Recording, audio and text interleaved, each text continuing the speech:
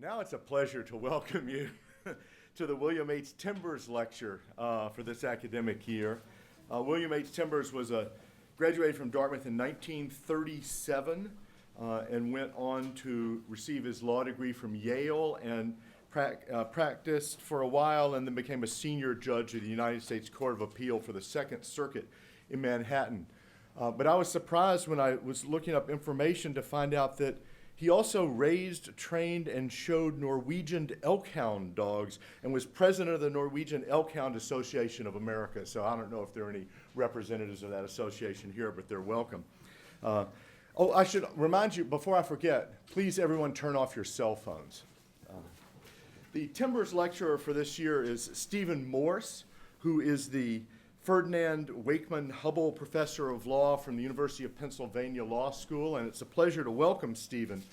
I've gotten to know him over the last couple of years because we've been working together on the MacArthur Law and Neuroscience project, and I can assure you he's one of the most dedicated and energetic and insightful and flexible people in that group and has been essential to making it a success.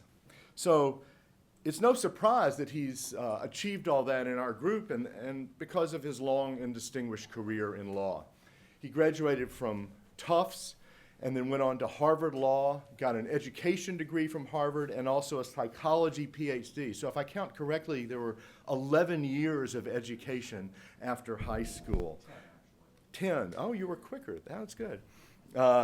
And this has all served him well. He's still licensed in psychology and testifies in cases. Well, really only one main case left. Two main cases left that he continues to try and keeps his license for. He's mainly known as a leading scholar in criminal law and mental health. He literally edited the book on the foundations of criminal law and has had numerous publications in that area.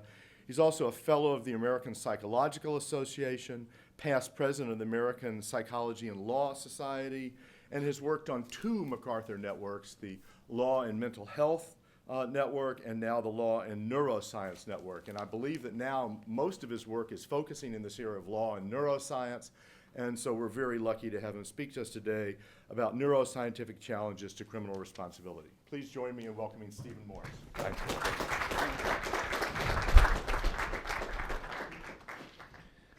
Thank you very much. I'd like to thank Dartmouth and the Rockefeller Center and Walter and Judy Fothergill. People have been extremely nice to me, and I am delighted to be here, although you really could have done better on the weather. In fact, actually, though, I am lucky to be here.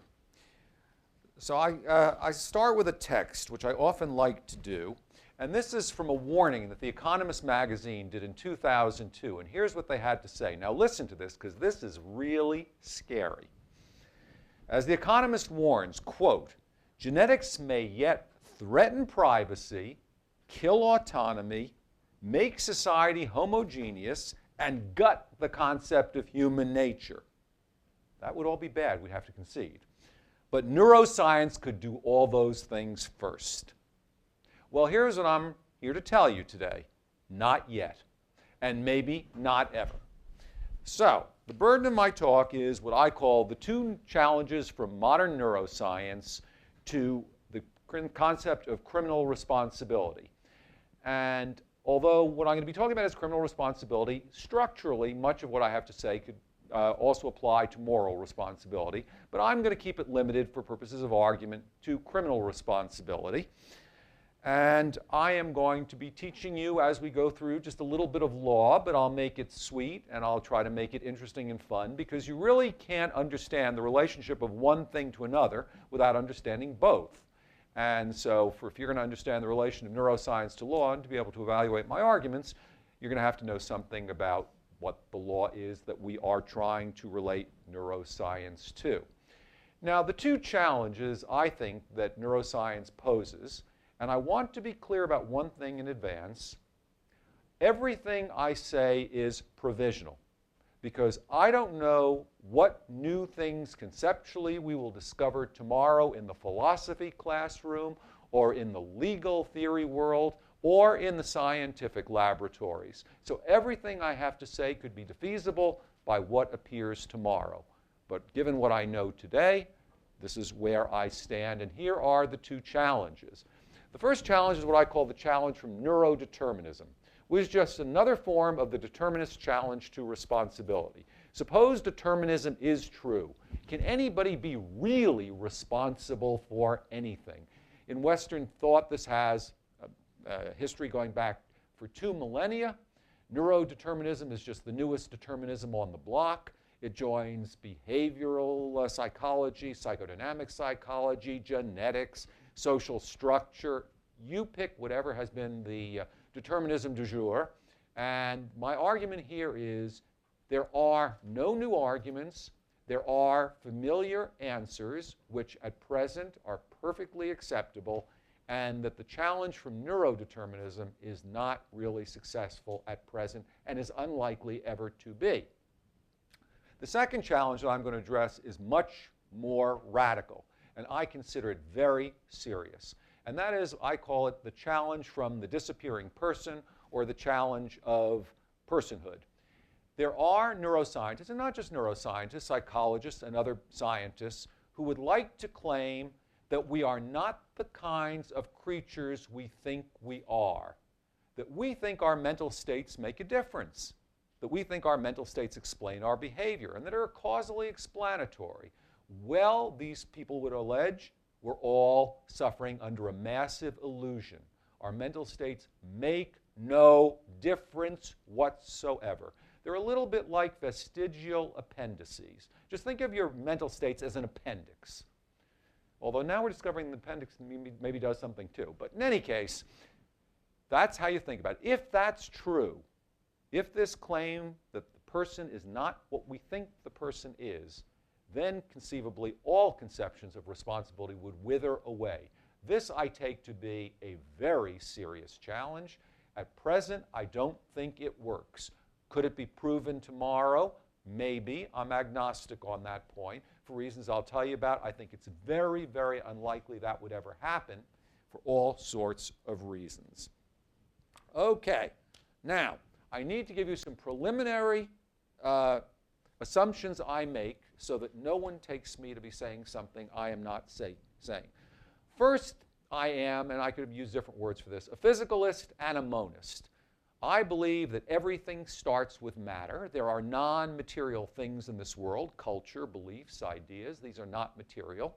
But unless there were matter, these things would not exist. I do not believe in anything top-down. I think, if you will, and this is obviously just a spatial metaphor, it's all bottom-up. There are no miracles, there are no mysteries, and that everything is ultimately explicable in terms of the causal laws of the universe, whatever they may be. There is no ghost in the machine. There is no immaterial soul that is somehow in causal relations with your body. No immaterial mind that is in causal relations with your body. The mind supervenes on the brain, but mental states, in my view, probably cannot be reduced to brain states, certainly not at the level of neurons and probably not at the level of neural networks. Now, I'm going to be talking dualistically. I'm going to say things, and I've been saying things like I, suggesting that somehow there's a me separate from my brain. If you think you are just brains, imagine how you would have to talk to get out all the sort of dualistic language. First, you have to describe, there is this creature, and you describe me physically, and I'm at a certain coordinate in this universe, get the GPS, whatever you want to do.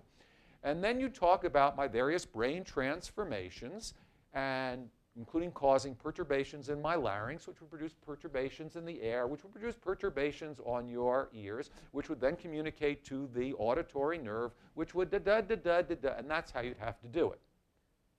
And that's how you have to leave out things like I and you and we. Now, you may think that's a straw man. I mean, who would ever think that? Well, I don't do straw people. The Brits say Aunt Sally, by the way. We call them straw men. The Brits call them Aunt Sallys. Why do people gender it? So here are the Churchlands. Paul and Pat Churchland, right? Here's a description. These are two neurophilosophers at the University of California, San Diego. They are leading people in the field. They are real hardcore reductionists. One afternoon, this is from New Yorker Profile. One afternoon recently, Paul says, he was home making dinner when Pat burst in the door, having come straight from a frustrating faculty meeting. Many of the people in the room can appreciate that. She said, quote, Paul, don't speak to me. My serotonin levels have hit bottom. My brain is awash in glucocorticoids. My blood vessels are full of adrenaline, and if it weren't for my endogenous opiates, I'd have driven the car into a tree on the way home. My dopamine levels need lifting. Pour me a Chardonnay, and I'll be down in a minute.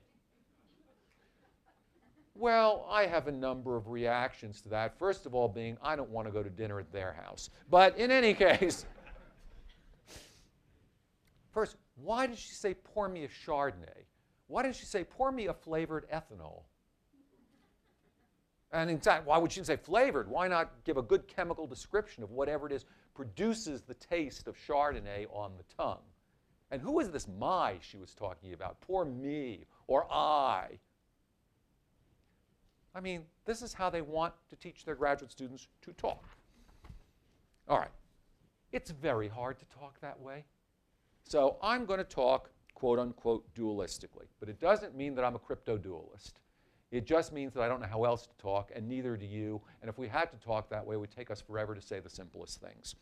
I believe that the best explanations are likely to be multi-field, multi-level. Reductionism in science, intertheoretic reductionism, as probably most of you know, is highly controversial. And again, where I come out, and this is all provisional because who in heck knows, is multi-field, multi-level. But never misunderstand me. The brain is dead, you're dead. So everything depends on the brain in the first instance. I don't deny that. Okay, let's first turn to some further background work on the role of neurodeterminism. So first I need to say what I think free will is. I'm not going to say what determinism is because I'm going to assume that some rough and ready definition is known to most of you. Okay, what most people think pre-reflectively, and for the philosophers in the room, this is their bread and butter, they think pre-reflectively it is some godlike power to act uncaused by the physical events and causal laws of the universe. In other words, the buck stops with you as an agent. It's really all up to you. Now again, you don't want to put that bar too hard. People live at a certain time and place where certain options are open to them. You can only exert this godlike power of acting uncaused by anything but yourself, given the environment you're living in. So you can't do anything you want. So if you were living in the 12th century, you couldn't drive a car, even though you might conceive of what a car might be and want to do it. You just couldn't do it. Okay, but it's this ability to act uncaused by anything but yourself. Notice that that is different from being able to do what you want in an ordinary language way. So in an ordinary language way, presumably most of you wanted to be here today. Even if determinism is true, and it was utterly predictable and explainable based on the original events in the universe and everything, all the laws that operate on them and everything that came thereafter, that you would all be here today. It is true you formed a desire to be here. You wanted to be here. No one prevented you, and here you are. You did what you wanted. So that could all be true even if determinism was true. So this, being able to do what you want is not what I mean by this godlike power of acting uncaused by anything but yourself. All right, now, next step. Why would people ever want to have this godlike power? Well, professors want to have it, of course, because they like to think of themselves as little gods. But we are not. But why would people want it? And two answers are usually given. You ask why people care about this at all.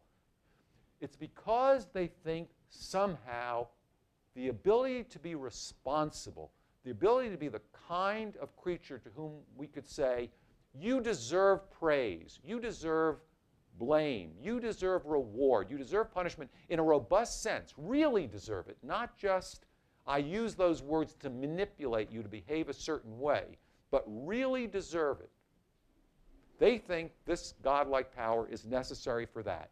And that might come in at two levels, what I call the criterial level and the foundational level. The criterial level means this. In law, we have a bunch of doctrines. If you satisfy these doctrines, you are or you are not responsible.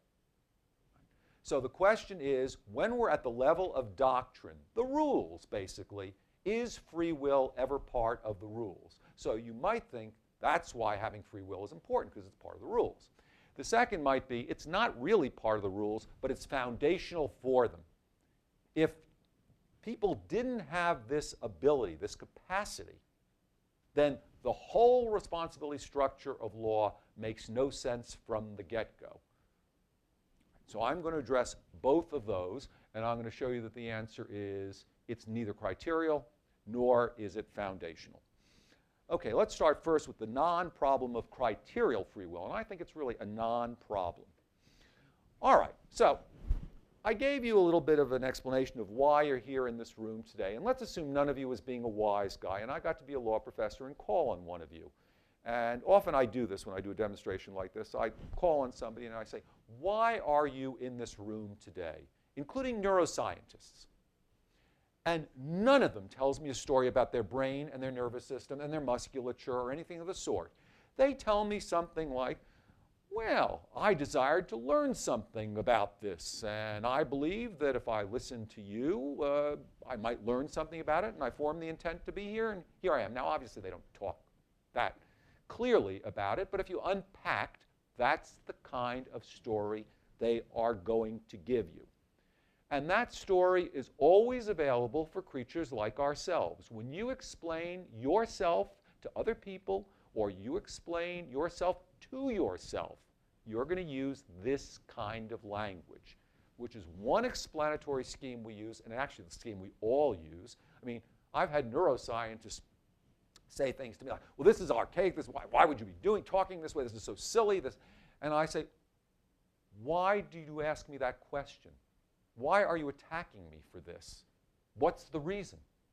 And, yeah, well, I desire to convince you because I think I am right, and I believe if I give you enough evidence and argument, I'll convince you, and therefore I form the intent. You see where this is going. So we could talk neuroscientifically if we understood the reduction totally, which we don't at all, or we could talk this way, the language, if you will, of practical reason or folk psychology. The law is absolutely folk psychological. All legal doctrines are folk psychological. The whole legal view of the person is 100% entirely folk psychological. Now, that doesn't mean that people don't try to attack it in various ways on various occasions. But when they do, in my view, they're usually making a mistake or they're trying to snooker the law. And I'll try to say what all this is about. Now, here are the three assumptions implicitly. Now I'm reifying. The law doesn't do anything. There's no such thing as, quote unquote, the law as a creature, obviously. But here are three assumptions that are implicit in criminal responsibility. We are creatures who are capable of acting consciously, and I say capable, I'm not saying we always do, capable of acting consciously, intentionally, and for reasons. Second, our intentions and our reasons are causally explanatory. That is, they really do work. It was at least a necessary causal criterion for you to be here today that you wanted to be here for some reason. If you hadn't wanted to be here for some reason, you wouldn't be here. Now, that's not obviously the entire explanation. It couldn't be. But it is at least a necessary criterion, and it is genuinely explanatory.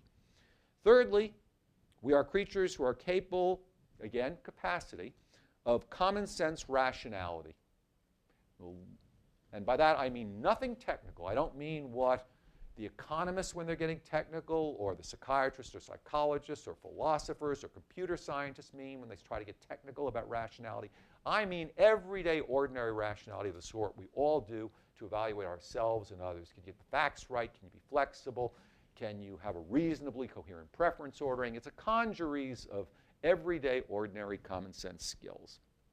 Now, none of this view of the person is in the slightest bit inconsistent with large amounts of automaticity in our behavior. So, for instance, because I'm forcing myself to, I'm now noticing that I'm moving my hands, and because of the microphone, although I forget I'm lavaliered and I can move around, I'm moving around a little bit, not as much. Now, why do I do that? Obviously, it's completely habitual for the most part and completely automatic, because I've been taught earlier in my career that if you inflect a lecture with a little bit of movement and energy, people are more likely to pay attention, they're more likely to remember, and so this has become entirely automatic. And I do a lot of stuff like this, as you'll notice. It's automatic. My favorite example is which leg do you put through your undershorts first in the morning? Now, what I know from doing this as a survey of groups that I do this in front of is that about 60% of people on average in the audience cannot tell me. They have to actually go through the repertoire themselves in their head or actually go through it to know. It's something you probably have not paid attention to since you first learned to dress yourself, unless you were somehow injured, and even then it was automatic that you used the other leg. Now, why would you spend 1 second thinking about it? Imagine every morning you get up. Now, I know I have to put one leg through first. Which should it be? Well, what reason do I have to put the left? And what reason do I have to put the right? Of course it's automatic. Totally automatic.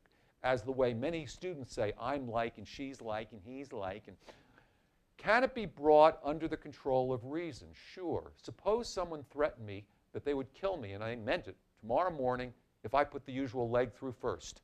I'd figure out a way of bringing it under the control of conscious reason. So my daughter, when she was an adolescent, and told me that she couldn't stop saying like, despite the fact that it was driving my wife and me crazy, and we were thinking of sending her to some kind of shelter. I finally said, Elizabeth, or we were going, one of the two. I said, Elizabeth, you've got to stop. I can't help it, Dad. It's automatic. I said, would it help you get to help it if I told you you couldn't have the car and the computer? Yeah, Dad, it would. All right. Now, here's what I want to say about folk psychology. There are lots of people who say about folk psychology, and they think they're sounding so sophisticated and so up to date when they say things like this. They say, oh, it's a toy psychology. It's primitive. It's unschooled. No one believes that anymore. Well, all they're showing, I believe, is just how unsophisticated they are, despite the pseudo-sophistication they think they are showing. First, and I have never had a neuroscientist challenge this yet. There may be one in the room today. Never yet so far. We have no idea how the brain enables the mind. None. Not a clue. We know that you don't have a mind unless you have a brain that's alive, but we don't know how the brain enables the mind. Not yet. Some people think that's the hardest problem in all of science, and that it may actually be beyond our resources to solve it. Indeed, in philosophy, the philosophers who believe that are called, believe it or not, Mysterians. Now, I'm not a Mysterian. I think in principle it may be soluble. I don't know. We don't know how action is possible. We don't have a clue. Let me tell you what I mean by this. Suppose I have the very unusual single gene disease, Huntington's disease, terrible neurological disease, degenerative, and as a result I have quote unquote mechanistic choreiform bodily movements. These are pure mechanism, pure mechanism. In fact, we understand these increasingly at the cellular level and the like. Not human action at all. But I don't have Huntington's disease. And that was not a choreiform bodily movement.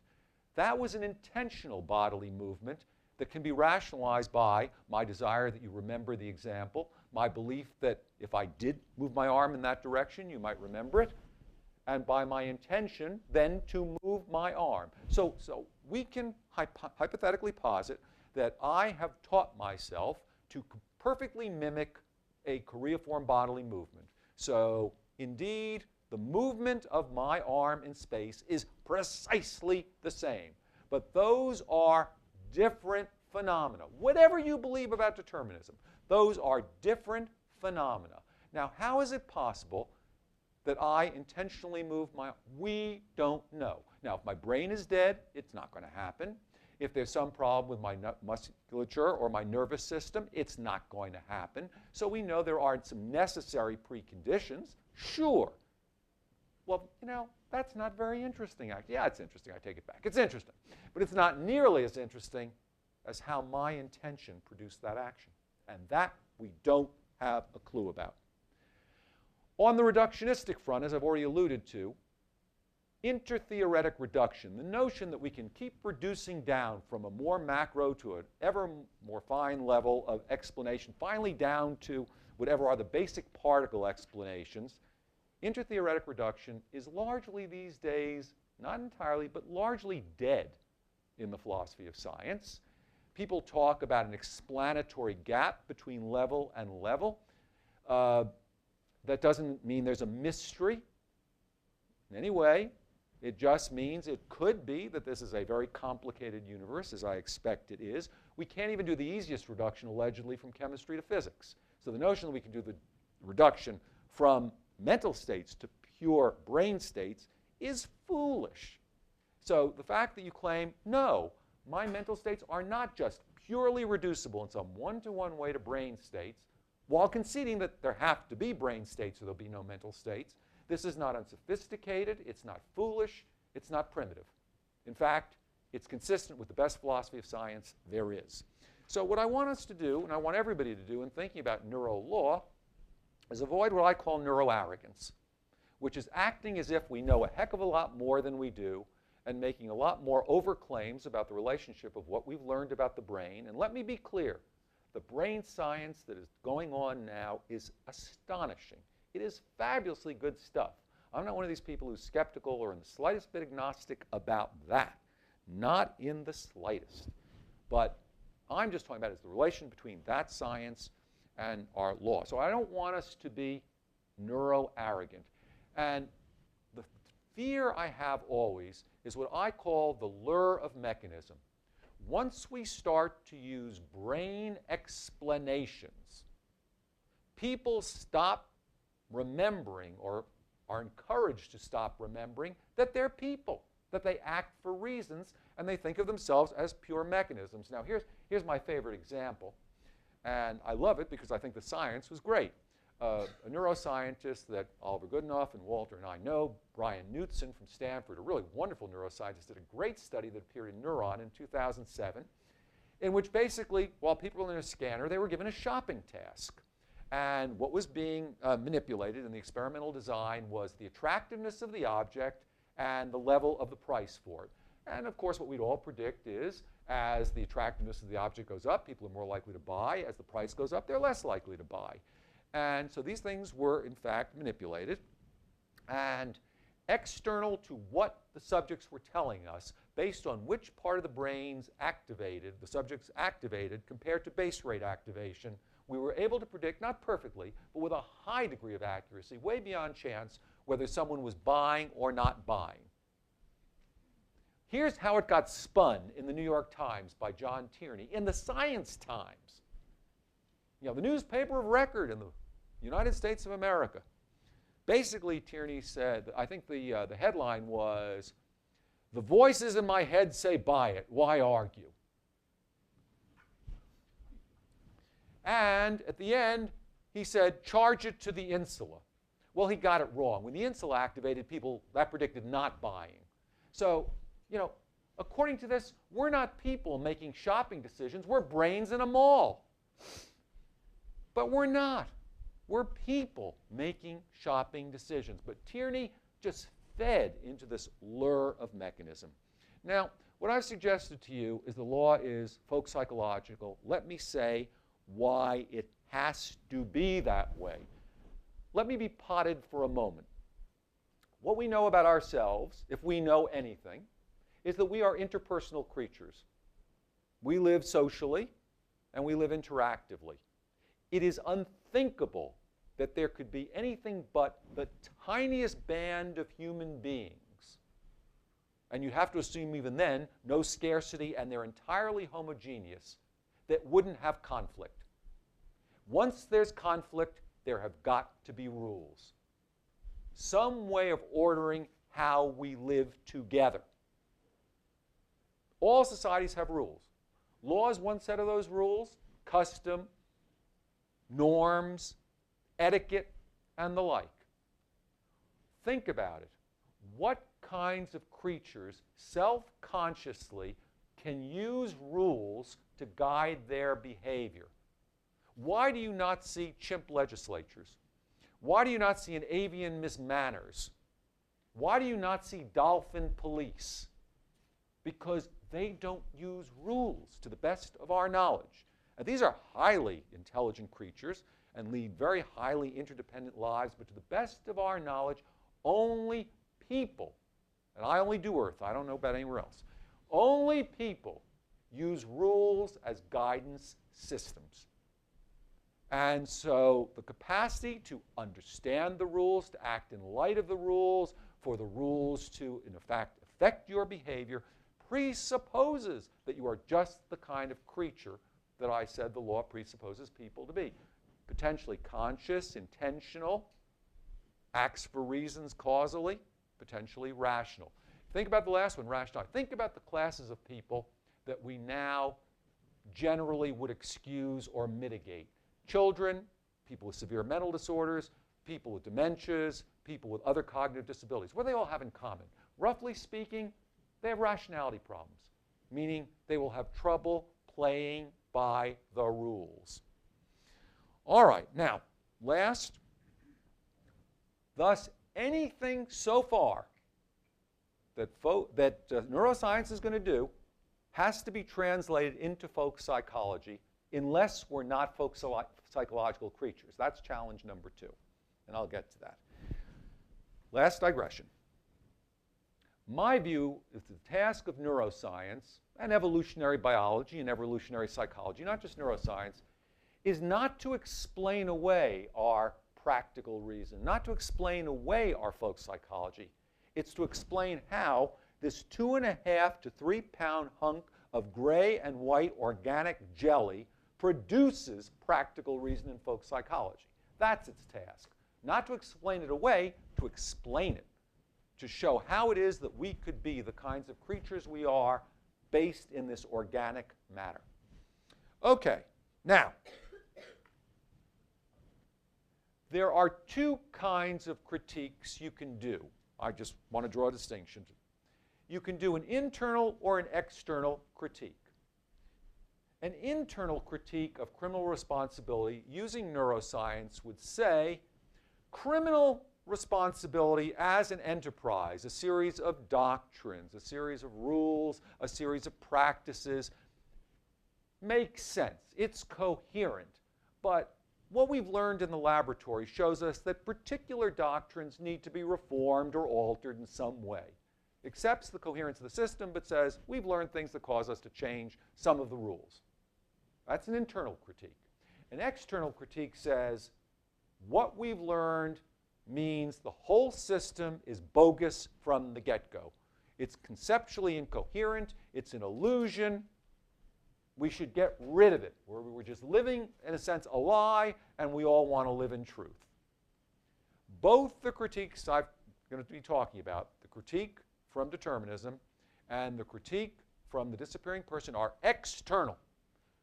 If you accept either, what you accept is not, oh, here's this new class of defendants I want to excuse. No, you take the position, nobody's responsible for anything. Not really. And you don't want to do internal tinkering. You want to get rid of the whole system as we know it. All right. Now, I said we want to have free will because we think it's either criterial or foundational for responsibility within law today. I am going to take that kind of contra-causal free will as completely undermined by the truth of determinism. In other words, if it is true that all present states and events in the universe can be fully causally explained by the original state of the universe plus the laws of the universe operating upon it in a lawful sequence leading Clockwork Orange-like to where we are today, then nobody has this godlike power, which I believe is the truth, that no one does have this godlike power. But what I want to show you is, at the criterial level, having this power is not required. Just our law today. Okay. All legal responsibility criteria in criminal law are mental states and actions. Free will is not a criterion for any form of criminal culpability.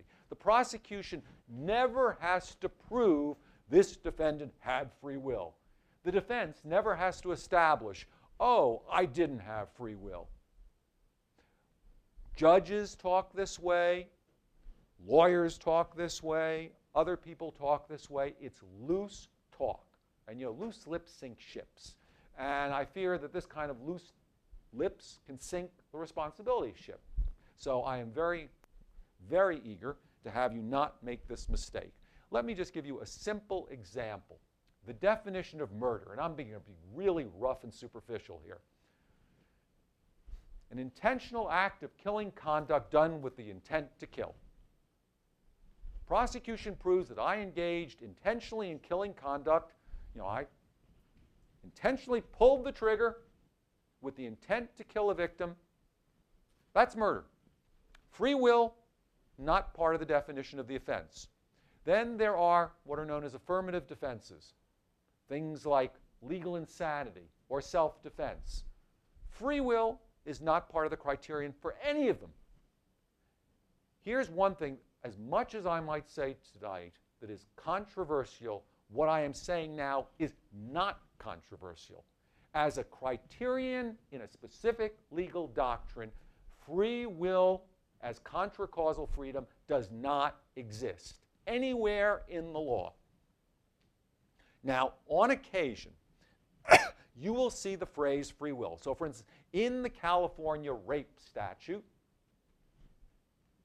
the potential victim must give his or her consent as a matter of free will.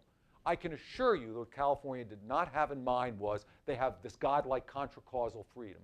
What they meant is no one coerced them in the ordinary way or deceived them in the ordinary way, in the ordinary folk psychological way. And even that is a real exception. So if your worry is, gee, free will is part of the criteria, it's just not. And get over it. It's just not. Okay. There is, however, a bunch of mistakes people make all the time, and I want to go through a few of those mistakes. They say the reason we excuse the person who was legally insane was they lacked free will. And what they mean there is they are just being conclusory. They're waving their hand at the problem. They're not giving you a reason. They're not giving you an argument. They're just giving you a conclusion. What they're really saying is, I don't think this person should be held responsible. Or if they say they had free will, they're saying the opposite. I think this person should be held responsible. And I say, why?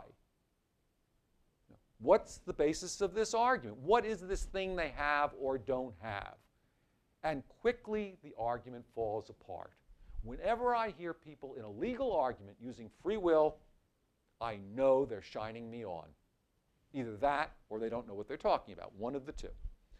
Here's a related error that people make all the time. You see this whenever you see the lure of mechanism. So, the psychologist or the psychiatrist or the geneticist or the neuroscientist finds some kind of cause for behavior. And virtually always it's going to be a partial cause, not a full cause, not a full explanation. They find a cause. The person must be excused. I've given this a name. I call it the fundamental psycho-legal error, which is the belief that once you've discovered a cause for behavior, it must be excused. That has to be an error. And it's an analytic error. It's not, oh, you're just doing your politics and I'm going to do mine. This is an analytic error given our practices. If this is a causal universe, all behavior is caused. And so therefore, if causation is an excusing condition, no one is responsible. So it can't possibly explain our practices. Well, you might say, well, what about finding an abnormality that's a cause? Even then, remember the criteria for responsibility are behavioral. Let's say the capacity for rationality, which I've alluded to before, is the primary responsibility factor. I don't care how many abnormal causal variables played a role in your behavior. If you were reasonably rational when you did what you did, you're responsible. And just because you've discovered a cause, even if it played a but-for role, and it's an abnormal cause, doesn't make you non-responsible. Ultimately, people are responsible, not brains or anything else. So if you behaved reasonably rational at the time of the crime, I don't care what your brain looks like, I don't care what your childhood looks like, I don't care what your genetics looks like, I don't care what your neurotransmitters look like, you are responsible. And if you look normal completely, your brain looks normal, your neurotransmitters look normal, your genome looks normal, but you have a lifelong history of irrationality, and you were irrational under this instance, you're not a rational agent. Okay, now, there's no such thing in this universe as partial causation. There's no such thing as selective determinism. It just doesn't work that way if you believe in a causal universe. So, you can't say, oh, we should excuse poor people but not rich people, or we should excuse this class but not that class on causal grounds. You may have other grounds, but not on causal grounds. Now, my favorite example of this, and I talked about this with a group earlier today, was the Roper against Simmons case, which involved whether it was constitutional to put to death people who had committed capital murder when they were 16 and 17 years old, which the Supreme Court decided in 2005. In 2003, the Supreme Court had decided a case called Atkins against Virginia, in which it categorically excluded people with retardation from capital punishment, not from criminal responsibility, but just from sufficient responsibility to put them to death. And the reason they did it was because, not surprisingly, they said people with retardation have very substantial rationality defects. That's a short form for a complicated paragraph. Well, we've had a juvenile court since the 1890s. One thing everyone in this room knows is adolescents are different from adults, on average. And the way they're different from adults on average is that they are not as rational. Everybody knows this. What could conceivably convince you at this point in this universe that we live in that that wasn't true? Nothing. Absolutely nothing. So the Supreme Court was asked by various groups to cite lots of neuroevidence showing that the cortical neurons of adolescents were not yet fully biologically mature. They weren't completely myelinated. As far as I was concerned, it was irrelevant because there was already common sense and a bunch of good behavioral studies to show that adolescents are more impulsive. What a surprise. They're more stressed out than adults. What a surprise on average. They're more peer-oriented. That is, they make fewer autonomous decisions. They're more pushed around by other people. These are all rationality criteria.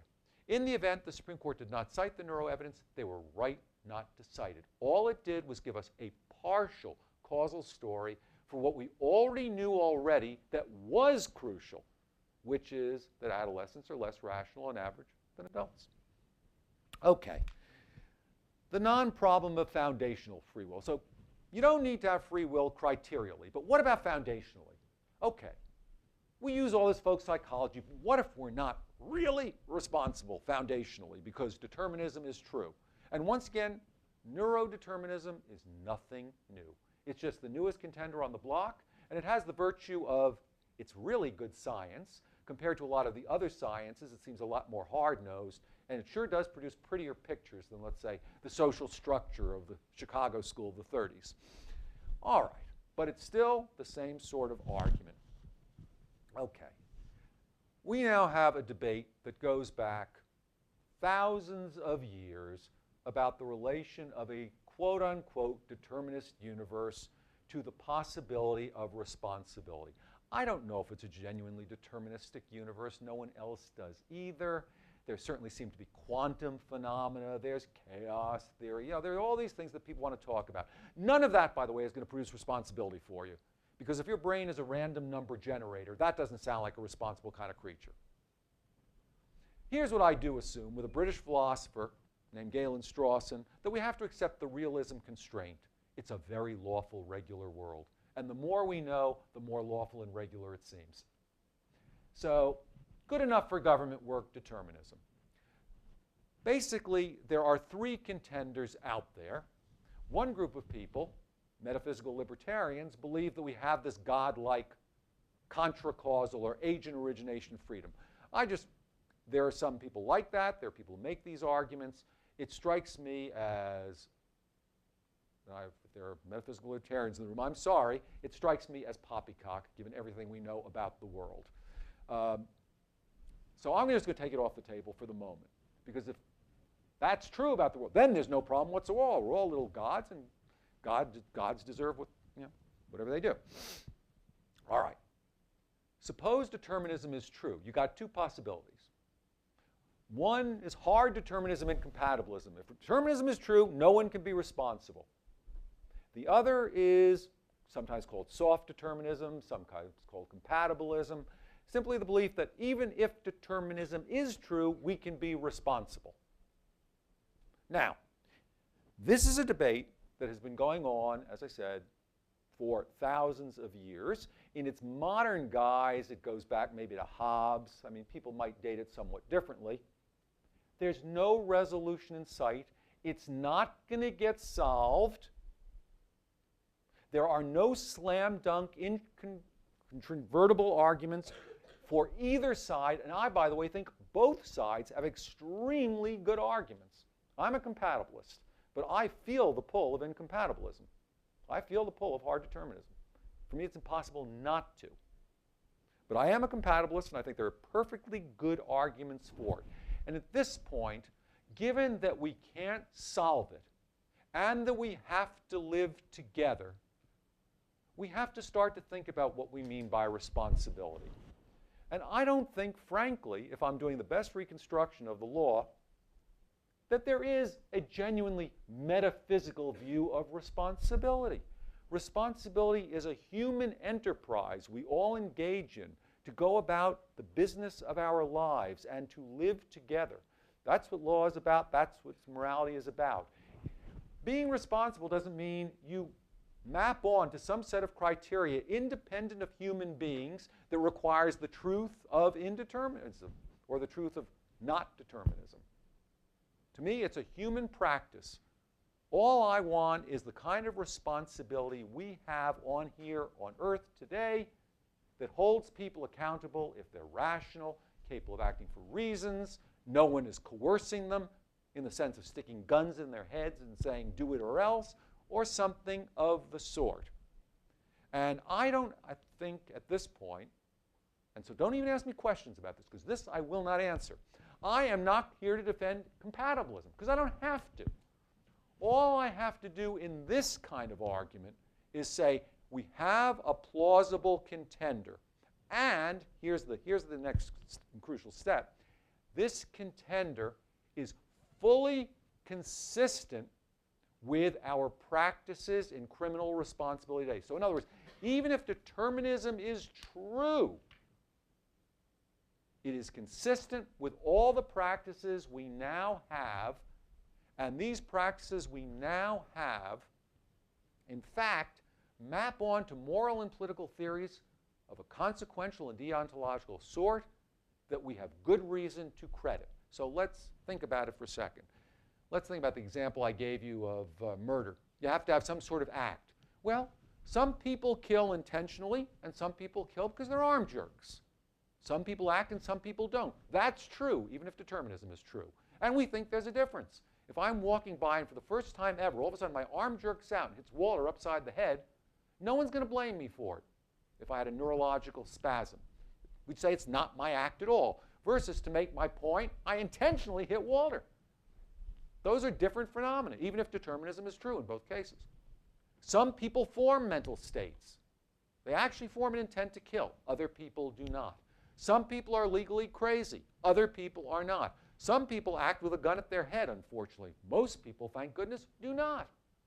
So all our everyday criteria for responsibility are fully consistent with the truth of determinism, and they're fully consistent with moral and political theories we have, such as people who act intentionally deserve more than people who act accidentally. People who are crazy don't deserve, if they're severely crazy enough, don't deserve to be punished at all, etc., etc.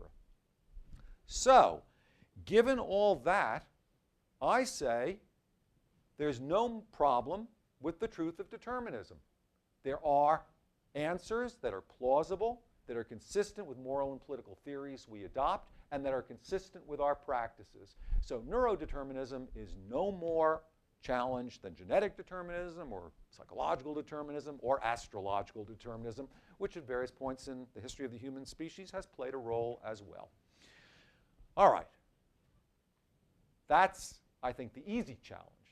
The hard challenge is the challenge from the disappearing person. Here's the short way of putting it. Notice what I just said. Even if determinism is true, we do have mental states. Those mental states do play a causal role, and they are the basis for our responsibility ascriptions and for praising and blaming, punishing and rewarding. But what if our mental states don't play that role at all? What if they are just, now you have to figure out how to put this in language so it's coherent. I have trouble doing it. Our mental states are simply rationalizations that our brains mechanistically create to explain to us as creatures what our brains have already done. Now, you think that might sound like a straw man. It's not. Here's from the conclusion of a great psychologist, Daniel Wegner at Harvard, excellent psychologist. Here's the conclusion of his book, The Illusion of Conscious Will, which has spawned an industry of commentary. Listen to this for its internal incoherence, and you will excuse me for this. I cannot help myself in the folk psychological way.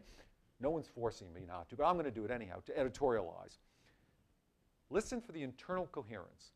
Sometimes how things seem is more important than what they are. This is true in theater, in art, in used car sales, in economics, and it now turns out in the scientific analysis of conscious will. The fact is, it seems to each of us that we have conscious will. It seems we have selves. It seems we have minds. It seems we are agents. That is the kinds of people I've been describing as persons. It seems we cause what we do. Although it is sobering and ultimately accurate to call this an illusion, it is a mistake to conclude that the illusory is trivial. Now, I want to stop there for a second. If someone comes up with an illusory causal explanation of how the physical world works and makes something turn on it, like, I believe I can fly if I just, flutter my eyes fast enough and I jump off a cliff, I'm dead, no matter what I believe. No postmodernists in these precincts, please. But all of a sudden we're told all this illusory stuff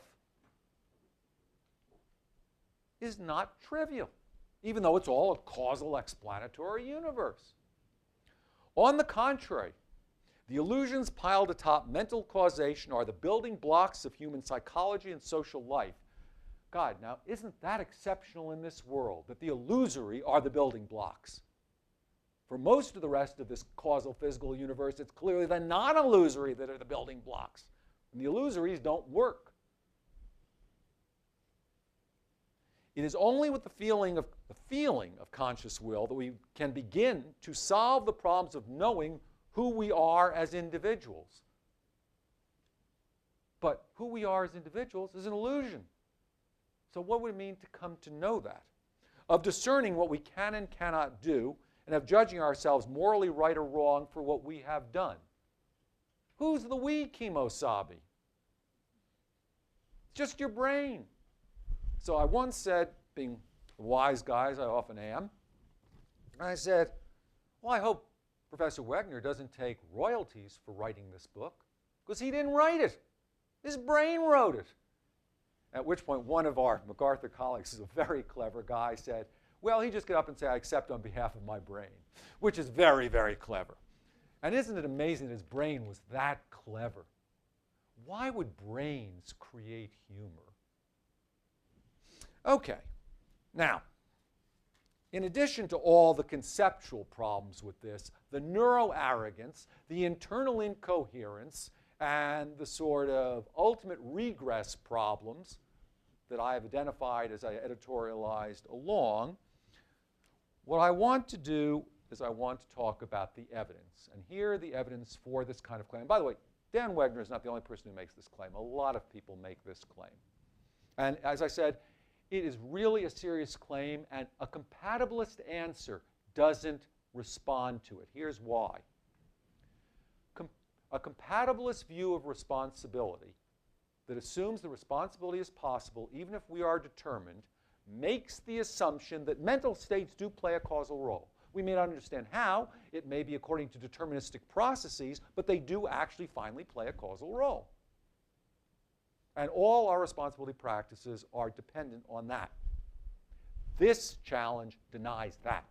So compatibilism doesn't save it. Okay. There are two kinds of evidence, indirect and direct, and I want to go through both. And I've got, I believe, given when we started, about 12 or 13 minutes, and that should be enough. Indirect evidence. First, we are not aware of the causal background of why we do what we do. Well, of course not. Who would ever be surprised that you don't always know the entire causal story for why you do what you do? Who could possibly know the entire causal story? Besides, suppose you don't have any idea why you did what you did. You do something and someone says, "Why did you do that?" And you say, "You know, I really don't know." Does it mean you weren't conscious of what you did? Does it mean it wasn't intentional that you did it? Of course not. It just means you didn't know why. It doesn't mean you weren't an intentional, conscious creature. It just doesn't follow.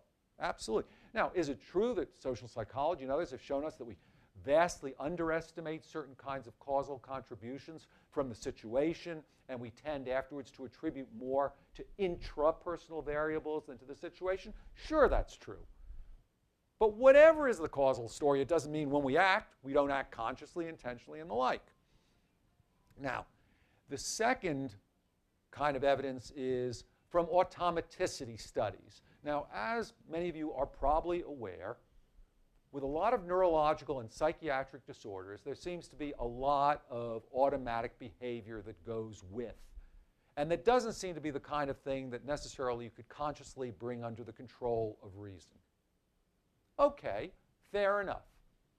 You cannot obviously infer about normals that their behavior is indistinguishable from people who are obviously, given everything we know today, clinically abnormal or physically or psychologically abnormal.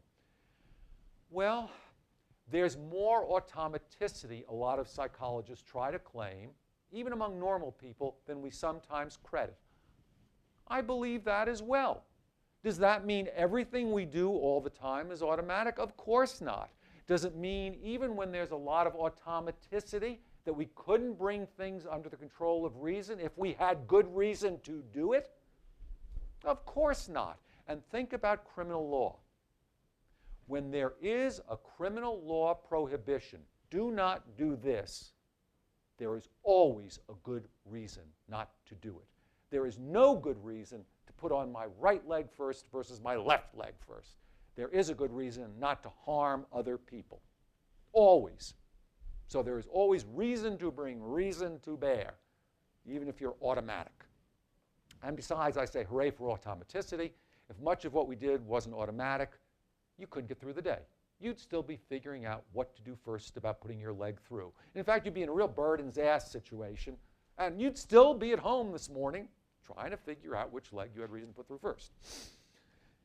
Then there are manipulation cases. There are a bunch of really very clever psychological experiments, really well done work, that suggests that you can manipulate people in a laboratory setting into thinking that they are being causally efficacious when they are not.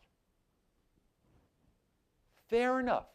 We can be mistaken about when we are being causally efficacious when people are trying to manipulate us under highly controlled laboratory conditions. Is anyone manipulating you right now? No one is manipulating you. No one is trying to deceive you about what is going on.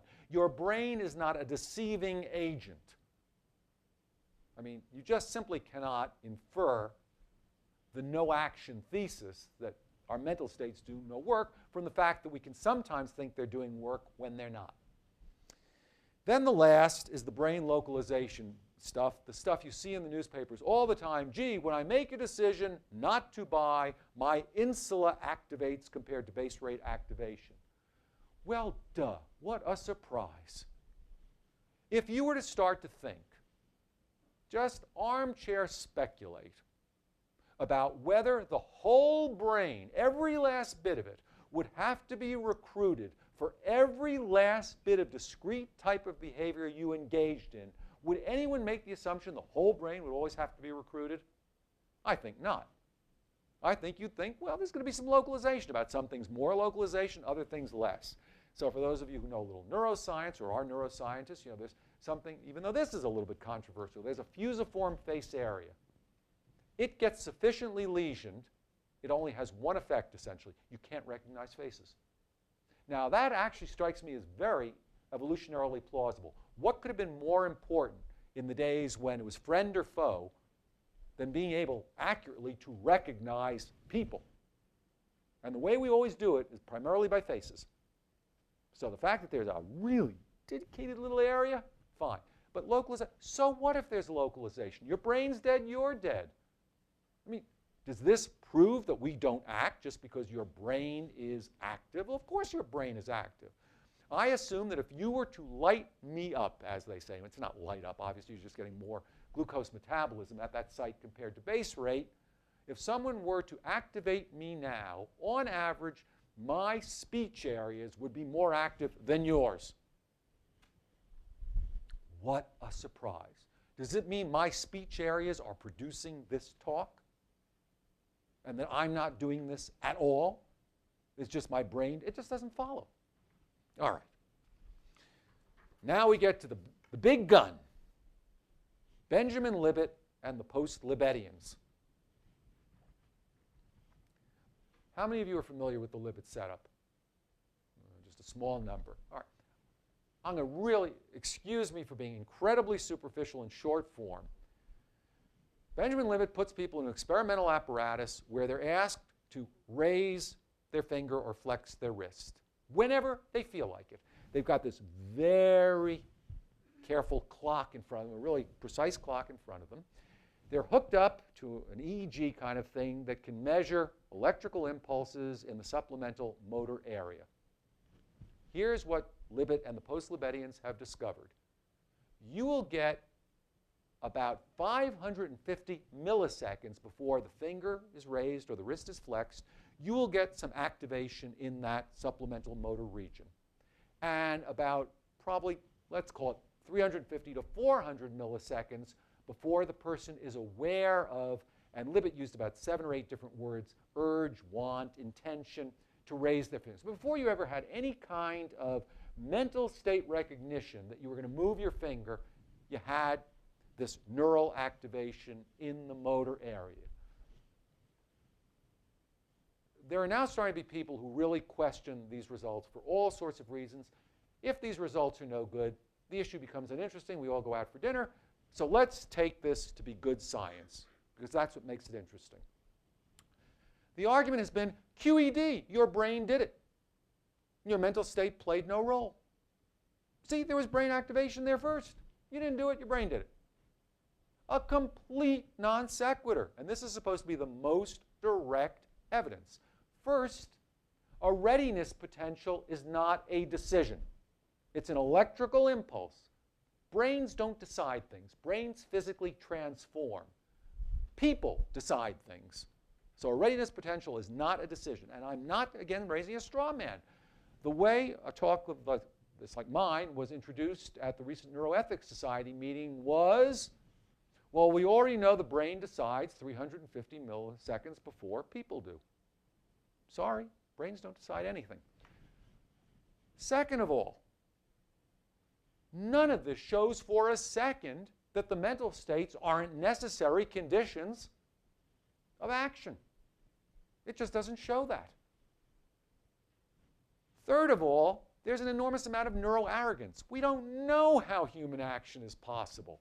And just as a matter of speculation, it's not at all surprising that there's some neural activation first. Why would that surprise anybody for a second? We don't know how the brain enables the mind. We don't know how these things work. The fact there might be some neural activation first, well, of course. Brain's dead, you're dead. Next, nothing could be more or less like the things that concern the law than this study. Think about this study. The only sort of motivation that the subjects had was to cooperate with the experimenter. So in other words, the only motivation they had was, sort of reasoned motivation was to be a cooperative subject. So to start moving their finger at random sometime. But when they moved their finger or flexed their wrist, it was supposed to be entirely a random event. That is not what people are doing when they are committing crimes or doing anything else they care about for the most part. So there's a real question whether these experimental findings, assuming you could do this in the real world, would look anything like real-world behavior of importance. Well, Libet himself, who was famously impatient with philosophers, said, gee, this doesn't mean there's no free will. Because he said people can exercise a veto in that last 150 seconds. And in fact, in 2007, some experimenters actually discovered the region that seems to light up when you tell people, form the intention to move your finger, but then veto it. Now, how do you form the intention to veto, but then veto? I mean, what you're really thinking to yourself ahead of time is, I'm never going to really do it. But let's assume that this is a real veto. He's called that free won't.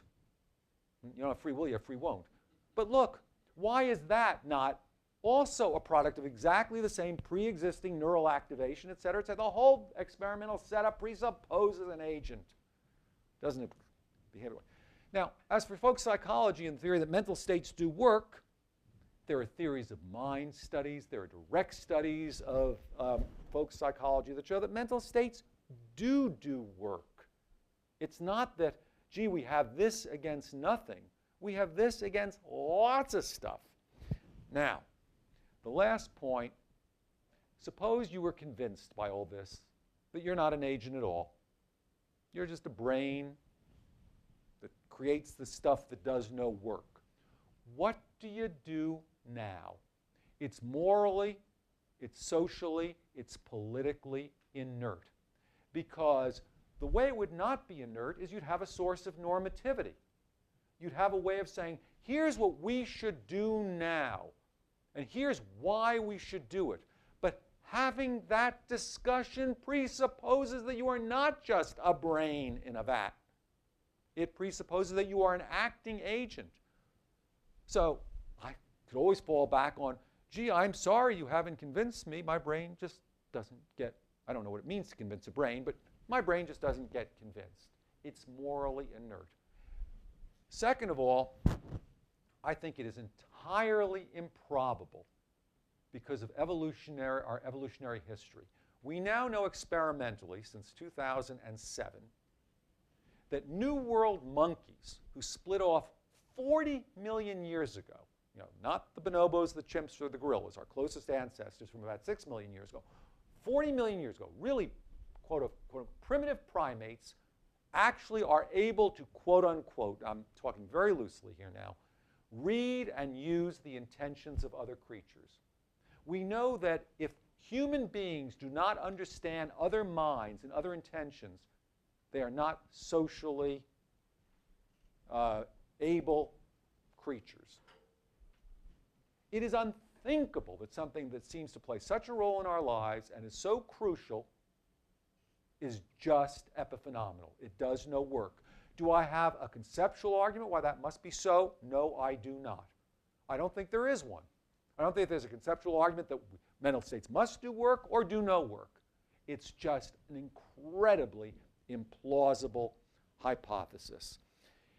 Here's what the next point. I got 2 more points and I quit. Many people think if all this is true, it necessarily entails consequentialism, the view that we can get rid of deontological ethics. It doesn't entail that. It entails nothing of the sort. It entails nothing about how we should live together. Nothing at all. Because it couldn't.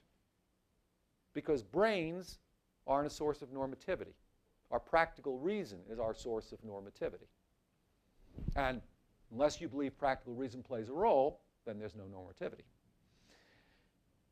As Jerry Fodor writes, great philosopher of mind and action, controversial to be sure, he says, if common sense intentional psychology were really to collapse, that would be, beyond comparison, the greatest intellectual catastrophe in the history of our species. If we're that wrong about the mind, then that's the wrongest we've ever been about anything. The collapse of the supernatural, for example, doesn't compare. Nothing except perhaps our common sense physics comes as near our cognitive core as intentional explanation does. We'll be in deep, deep trouble if we have to give it up, but be of good cheer. Everything is going to be all right. In other words, we are not Pinocchios. Our neurons are not pulling the strings. Thank you.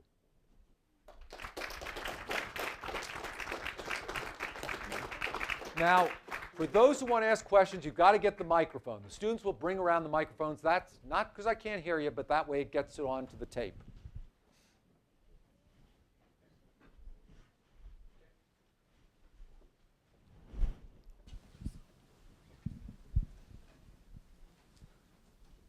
I was having a hard time understanding what you mean by mental states, and if you could maybe give a couple examples or example of where a mental state would affect someone's actions. Why are you asking me that question? I was curious. Is your curiosity a mental state? Did you have a desire? Desire to know the answer. Yeah. Did you believe that if you asked the question, you might get an answer? Yes. So you had a belief. You have mental states. And that explains why you asked me that question.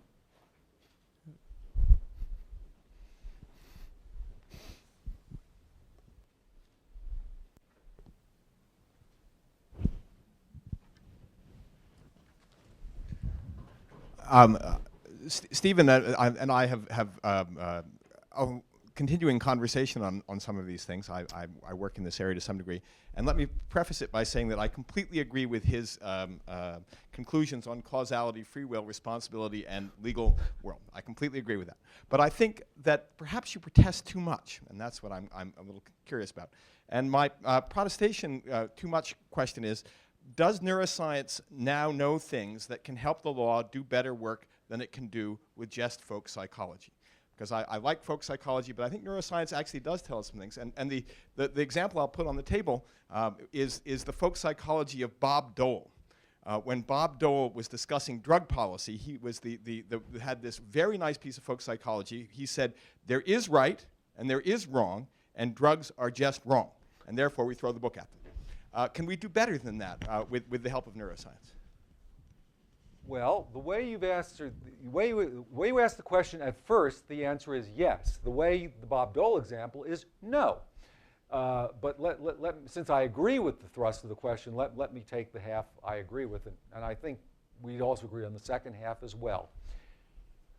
There are two ways of thinking about folk psychology. One way is the basic explanatory model that this gentleman's question raised. Do we explain ourselves to ourselves and each other using practical reason account? The answer to that is yes. But folk psychology also has a bunch of wisdom that could turn out to be false, specific propositions. So, for instance, in the law, we believe that it is an exception to the exclusion of hearsay that someone made an excited utterance. When they were excited, they said something. Because the notion is when people say things when they're excited, it's likely to be true. So we don't have to cross-examine them. Well, that's an empirical statement about the way people work. That is in principle subject to investigation, both behaviorally and neuroscientifically. So neuroscience could surely help us. We have a bunch of doctrines in law that require for responsibility that the person act like a reasonable person, ordinary, average, reasonable person. The law now assumes that everybody who isn't obviously legally insane or a child or the like can actually act as a reasonable person. If people really cannot, or it would take so much to act as a reasonable person that it's more than we can ask of them, fairly ask of them, then maybe those doctrines are unfair. It is perfectly possible that neuroscience could teach us things about when people can make reasonable person judgments and could fairly be held responsible for failing to do so. So I think there are a broad range of folk psychological topics that the neuroscience could help shed light on. But always you have to start, virtually always, with the behavior, the folk psychology, because when we put somebody in a scanner to investigate them, we're already relating the neuroscience to some other set of criteria that already interest us, like making a reasonable person judgment. And in fact, what I think is true of neuroscience generally is it virtually always follows the findings of psychology or of folk psychology, almost necessarily. But I think the answer is yes. The reason, by the way, I disagreed about Bob Dole was this. No matter what we might discover about how drugs affect the brain and the like, one could still make a moral judgment. This is wrong. And what kinds of facts about us could tell us for sure? I mean, there might be some, but what kinds of facts about us could tell us as a moral matter it is or is not right or wrong to take drugs? We could say things like, if you take them, the following sorts of things are going to happen to you, and the like, or not happen to you, and we might learn a lot more about it, but right or wrong, I don't think facts are going to tell us that answer. What's in the back? I think that I'm surprised that you focus so narrowly on the individual and not on other findings of neuroscience. My own work, for instance, shows that lead pollution, as measured by the EPA, is associated with a higher rate of violent crime because lead downregulates dopamine. We know the mechanism, and it is simply stupid as a matter of social policy not to pay attention to neuroscience because it's not cost effective and it's just plain dumb. Okay. Right. I agree with that entirely. First of all, we've known that lead has a bad effect on brains long before we had neuroscience. You're absolutely right. We have now shown that there is an association between lead. Let's assume, I mean, there are some questions about this, but I'm with you. I think that there's probably, it plays a direct causal role. Not the entire causal role, because not everyone exposed to lead commits crimes. But it's certainly a predisposing risk factor. We should definitely be doing something about lead in the environment. It's a terrible thing to expose developing brains to. But that still leaves open the question, should we hold people who've been exposed to lead, hold them responsible or not? And that, to me, is not a matter of whether they've had lead in their brains. It's a matter of, were they reasonably rational at the time? Because people's rationality could be undermined not only by lead, but by bad parents, by living in certain other kinds of toxic environments, et cetera, et cetera, et cetera. Having an abnormal cause in your environment or in your brain is not an excusing condition. It's got to be a folk psychological excusing condition. Certainly, it may be that lead evidence in an individual case would help us make a decision if the behavioral evidence wasn't clear. So I'm with you on both the individual and the social level.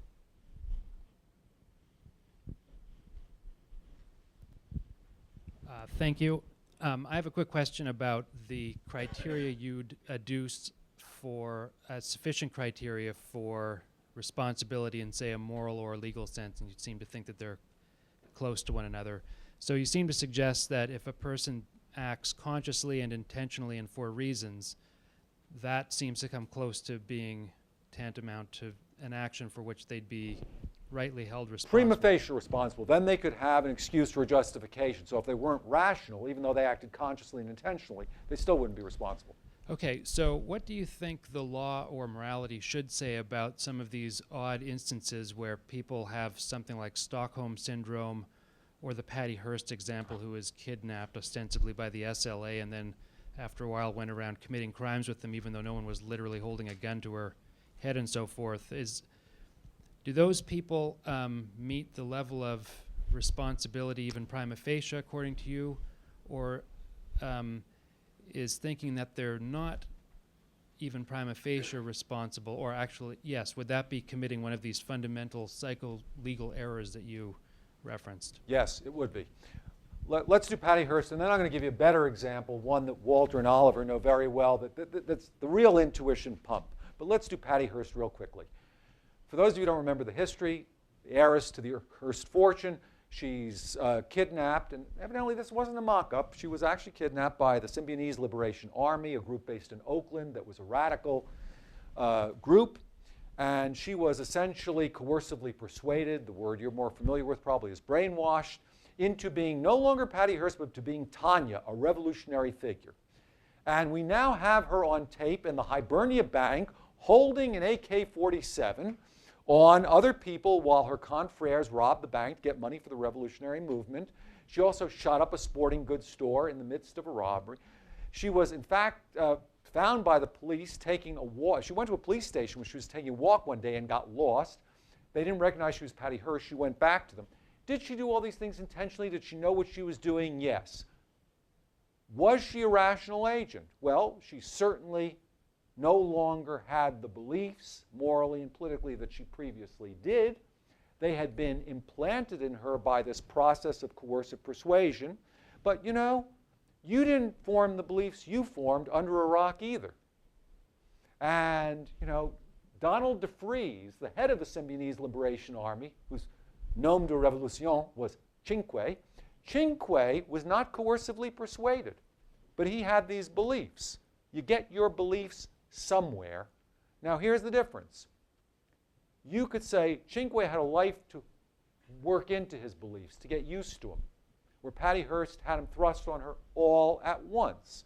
Well, we could start to talk about those sorts of questions, but those are questions of folk psychology. Let me give you a better example, although that's a good one. But here's an even better one for you.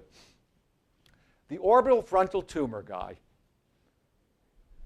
Stepfather starts to act really inappropriately, molests his own stepdaughter, acts inappropriately with other people.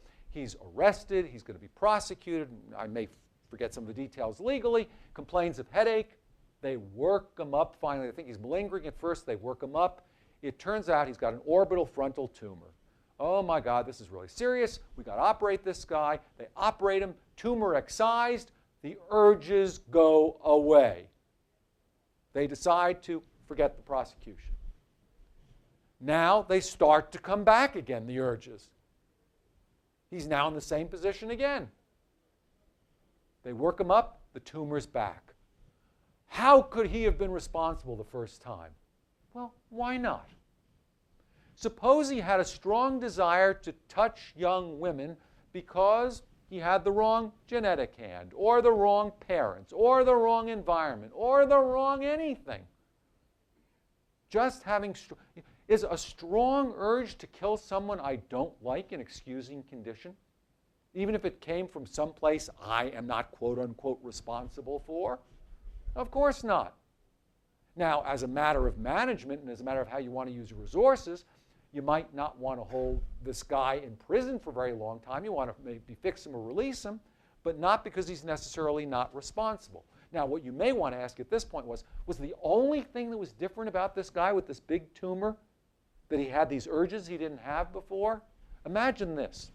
Imagine if you were bombarded with erotic advertisements. This somehow could pass the censors, that valorized erotic attachments to children, and you were bombarded with it like you're bombarded with advertising for something else. A lot of you might start to develop pedophilic urges. Was that the only thing that went wrong with this guy, though? No. He had headaches. He seemed to have inhibition problems, but then you have to ask the question, is having an inhibition problem an excusing condition? Suppose you're born impulsive. Should you be excused? Just, hey, don't blame me because I act impulsively and hurt people. I mean, so we'd want to ask a lot of other questions. And maybe this tumor not only produced the urges, but a genuine excusing condition. If so, it's not the tumor, it's that it produced some sort of irrationality or something of the sort. Question all the way, and wait, is there another student who hasn't spoken yet? Oh, but we want students, so I'll let this gentleman go again. I just am wondering about the relevance of the determinism debate when it comes to law, because the purpose of the legal system is to protect society from people that might murder or might be likely to rape or or something bad. So I'm just wondering about the relevance of the debate. Well, see, one of the things you've already done is you've, quote unquote, begged the question, as it were, because you've assumed that's the purpose of criminal justice. Well, I think you're right. It is one purpose of criminal justice is to protect society, to deter others from committing crimes and to incapacitate those who are dangerous.